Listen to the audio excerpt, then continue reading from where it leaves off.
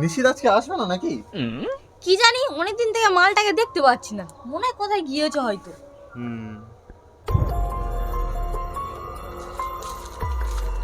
হ্যাঁ, কি রে ভাই, ওরম করে আসছিস কেন? এই, কি হয়েছে কি তোর, এরম করছিস কেন? বুঝলিস ওপারা শান্তিকে তুই চিনিস? হ্যাঁ, আমি তো চিনি তো ওকে। তাহলে শোন, সেবারে ওর সঙ্গে আমার খুব ঝামেলা হয়েছিল। তারপরে ও দেখি না মালটা শুয়ে পড়লো, তারপর ও আর উঠছেই না। ও, তুই কি ওকে মেরে ফেলে দিচ্ছি নাকি? আরে ভাই, এর কাছে থাকিস না, আমিও শুনেছি এরকম কিছু একটা ঘটেছে। রে ভাই তুই যা যা যা, আমার সঙ্গে মিশতে হবে না তোকে, যা। আজকে থেকে আর আসবি না। এ বাবা, কি হলো? আমি এখন কার কাছে বলবো?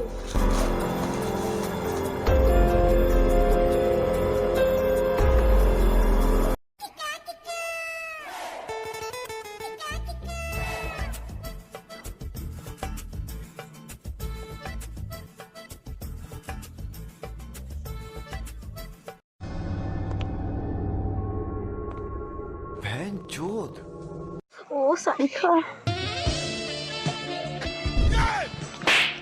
শালা বাজে অভিজিৎ একটা, যেটা কাজের জন্য এসছো সেটা সবসময় করো, সবসময় একটা মেবাজি করবে না আমার সামনে। চলো এদিকে আসো।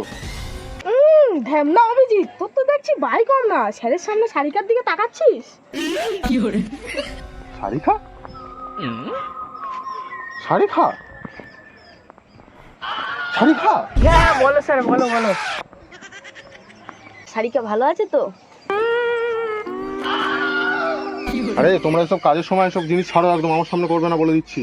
আচ্ছা শারিখা, বলছি লাস্টার কি খবর হলো? বলছি যে সারিকা, শালুকে স্যার আজকে আসেনি? না না, আজকে স্যার গার্লফ্রেন্ডকে নিয়ে পার্কে গেছে। আচ্ছা শারিখা, জানো তো এই কেসটা নিয়ে না খুব চিন্তার মধ্যে আছে।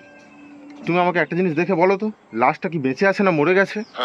দাঁড়ান, আমি দেখছি কিভাবে মরেছে। হ্যাঁ হ্যাঁ, তুমি তাই দেখো, তাড়াহুড়ো কিসে?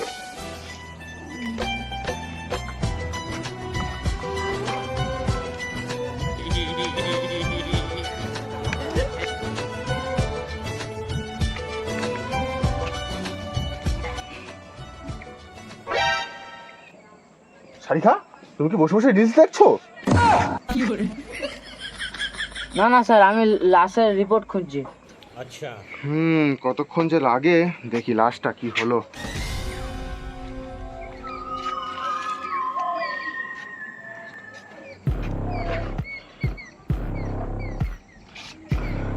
কিছু বুঝতে পারিনি, ওর পারে যায়। স্যার এদিকে একটু আসুন। হ্যাঁ হ্যাঁ, এই তো আসছি। বলো, কি এভিডেন্স পেলে?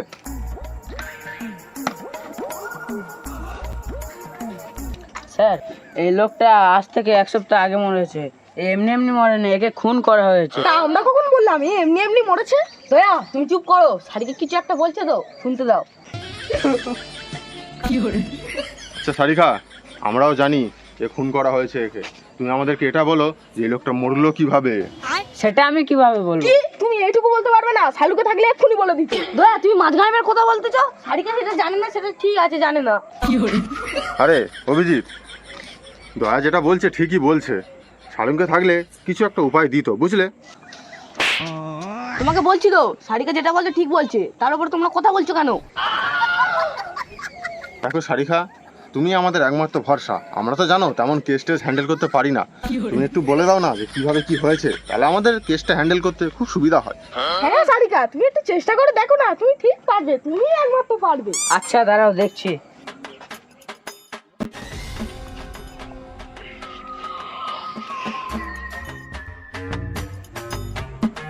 স্যার সারিকা বলো বলো বলো বলো। দয়া, আমি এতক্ষণ রিসার্চ করে যে দেখলাম এই লোকটাকে বিষ খাইয়ে মারা হয়েছে। কিন্তু এ বিষ কি করে খেলো? তাই সেটা আমি কিভাবে জানবো? দয়া, তোমরা একটা জ্ঞান নেই, সারিকা কি করে জানবে ও কি করে বিষ খেলো? তোমাদেরকে আগেও বলেছি, আমি এখনো বলছি, তোমরা যে শুরু করেছো, তোমাদের জন্য সিআইডি বাসটা আমার দুদিনেই গুড়িয়ে যাবে। ঝগড়া ঝগড়া একদম করবে না বলে দিচ্ছি নিজের মধ্যে। শারিখা, পুরো ঠিক সুযোগেই আছে। বস বস বস। নিজেদের মধ্যে ঝগড়াঝাটি না করে ঘটনাস্থলে গিয়ে দেখো না কিভাবে কি হয়েছে। আরে তুমি চুপ করো। আর অভিজিৎ, চলো, এখানে তোমার আর কোনো কাজ নেই, আমার সাথে সাথে সবাই চলো।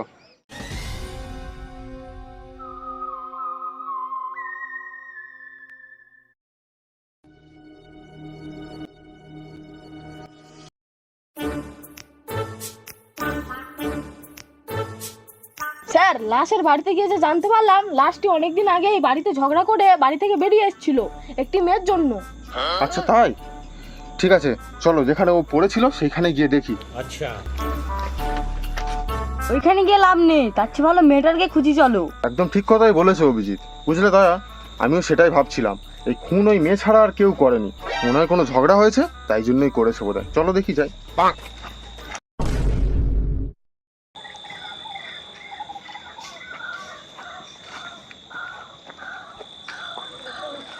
অনেক দিন তো আমি সহ্য করে আসছি, আর আমি সহ্য করতে পারছি না, এই কাজটা আমাকে করতেই হলো। হ্যালো প্রিয়া, আসবে তো? তোমার জন্য তো বসে আছি এতক্ষণ। অনেকদিন তো পথের কাঁটা ছিল না? শেষমেশ খুনটা না করে পারলাম না।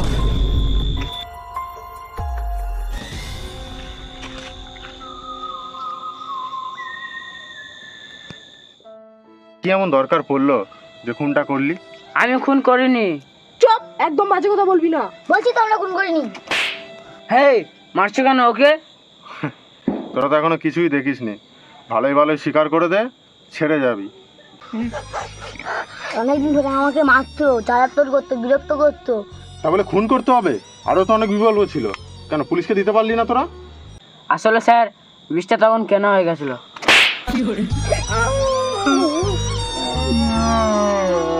দেখলেন তো আপনারা, কানুনের হাত থেকে কোনো কিছুই বেঁচে ফিরতে পারে না। তো একটাই অনুরোধ আপনাদের, নিজে থেকে কোনো ডিসিশান নেওয়ার আগে অবশ্যই হেল্পলাইন নাম্বার আছে, পুলিশ নাম্বার আছে, সিআইডি নাম্বার আছে, ইনভেস্টিগেশন অনেকভাবেই করা যায়। নিজেরা কোনো কিছু স্টেপ নেবেন না এরকমভাবে। যদি কোথাও দেখতে পারেন কোনো কিছু অন্যায় হচ্ছে, সঙ্গে সঙ্গে পুলিশকে ফোন করুন। ধন্যবাদ, দেখা হচ্ছে পরের ভিডিওতে।